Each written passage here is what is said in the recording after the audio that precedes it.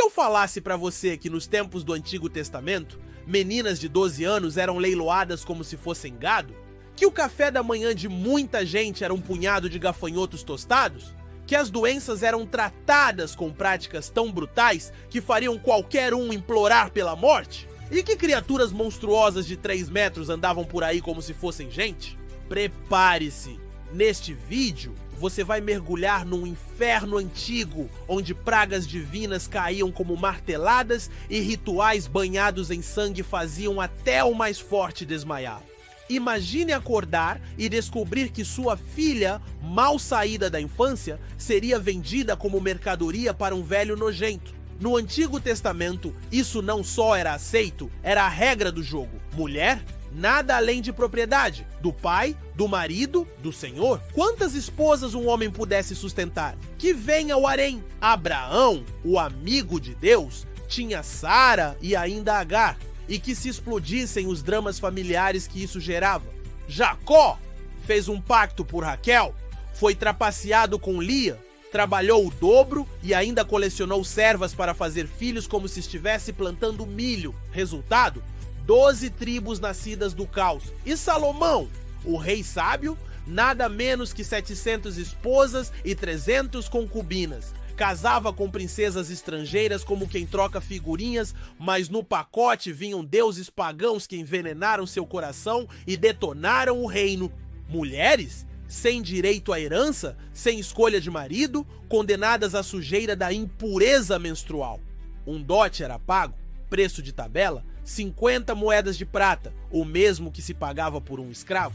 E se faltasse dinheiro ou em tempos de guerra, adeus filha, vendida como escrava, sem esperança de liberdade. Agora segura, o Antigo Testamento fala de tempos em que entidades celestiais desciam e se misturavam aos humanos. Gênesis 6 vomita essa aberração. Anjos tarados tomavam mulheres e delas nasciam os nefilins, gigantes bestiais, heróis deformados pela luxúria divina, 3 metros de altura, brutalidade sem limites. Em Enoque, ainda mais obsceno, esses anjos ensinaram metalurgia, magia, feitiçaria e guerra, abrindo as portas do inferno na terra. Os gigantes? Uma infestação. Anaquins que faziam os israelitas parecerem insetos. Emins em Moabe, tão aterrorizantes que só o nome já gelava o sangue. Refaíns em Bazã, onde o rei Og dormia numa cama de ferro de 4 metros. E Golias, que tombou diante de Davi, era só mais um da ninhada monstruosa, junto de seus 4 irmãos bestiais. As mulheres viviam assombradas, escravas humanas entre monstros e homens brutais. Lendas sussurravam histórias de gigantes arrancando moças de suas casas para arrastá-las à força para seus antros. E se até aqui você ainda tem estômago, digite agora: quero saber mais, e se prepare para o próximo mergulho no abismo. Quer sentir o gosto amargo da vida naquela época? Senta para tomar café e, em vez de pão quentinho, enfia na boca uma colherada de gafanhotos tostados. Isso era luxo. Levítico 11 listava gafanhotos, grilos, besouros. E João Batista sobreviveu de gafanhoto e mel no deserto. Uma dieta de desespero e penitência. Carne de porco? Proibida. Frutos do mar sem escamas? Impuros como o próprio inferno. Misturar carne com leite? Um insulto tão grave que as cozinhas eram separadas à força. O luxo? Comer gordura animal. Uma glória proibida. E pasme, Deus mandou Ezequiel cozinhar pão usando esterco humano como combustível, só para dramatizar a podridão de Jerusalém. E a medicina? Um desfile macabro de tortura. Pegou lepra? Adeus, sociedade! Você virava um morto-vivo que precisava gritar impuro como um leproso mendigando dignidade. Sangramento? Tratado com sangria brutal. Cortavam mais, arrancavam sangue. Dor de cabeça? Trepanação! Furavam seu crânio para deixar os demônios escaparem. Infecção? Besuntar a ferida com esterco de pomba? Tocar um morto? 7 dias de penitência, com cinzas e água jogadas em cima como num ritual fúnebre. E a face sombria de Deus? Um massacre sem piedade. Noé e o dilúvio. Bilhões afogados em 40 dias de fúria, crianças arrastadas pelas águas, mães arrancadas dos filhos. As pragas do Egito? Um festival de horrores. rios de sangue e rãs invadindo camas, piolhos em carne viva, enxames de moscas pestes matando animais, úlceras infectando o povo granizo, em chamas devastando o campo, gafanhotos devorando a vida que restava escuridão sufocante e, no final, todos os primogênitos assassinados numa noite. O sacrifício de Isaac, uma tortura psicológica, um pai obrigado a levar seu próprio filho à faca enquanto o menino perguntava, inocente, onde estava o cordeiro. Sodoma e Gomorra, torradas vivas em enxofre e fogo, com crianças e animais carbonizados. A mulher de Ló virou estátua de sal só por se atrever a olhar para trás. Revolta contra Deus? Castigo sumário. Quando os israelitas fabricaram o bezerro de ouro, a ordem foi clara: irmão contra irmão, pai contra filho.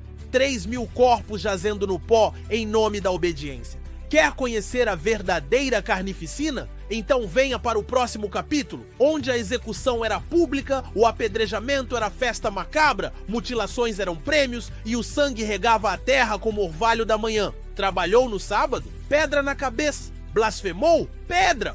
Foi um filho rebelde? Pedra! E o horror maior, a própria família começava um massacre jogando as primeiras pedras. Feriu o olho do vizinho? Tenha o seu arrancado.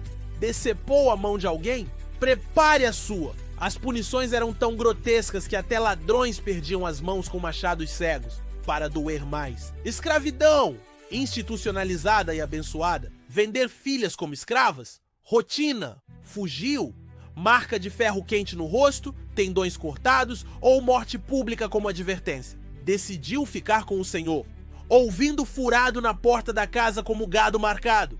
O cheiro de morte não saía do templo, milhares de animais mortos em nome do pecado, gargantas abertas, sangue espirrando no altar, entranhas arrancadas, fumaça de gordura impregnando o ar. Para pecados maiores, touros. Para menores, cordeiros, pobres, pombas, muito pobres, um punhado de farinha suada. Mas o horror máximo? Sacrifícios humanos. Jefté prometeu sacrificar quem saísse de sua casa, e sua filha foi a vítima. 2 meses para chorar a virgindade, e então, o altar, o Vale de Inom, um inferno terreno, bebês queimados vivos nos braços incandescentes do ídolo Moloque, enquanto tambores abafavam os gritos agonizantes. Sobrenatural? Nem tente dormir tranquilo.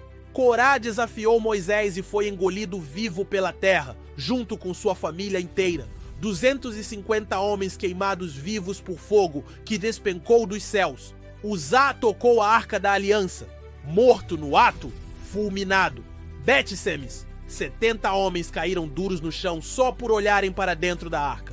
A vara de Arão virando serpente e devorando os magos egípcios não era truque de salão, era aviso de morte, o mar vermelho se abrindo como muralhas líquidas.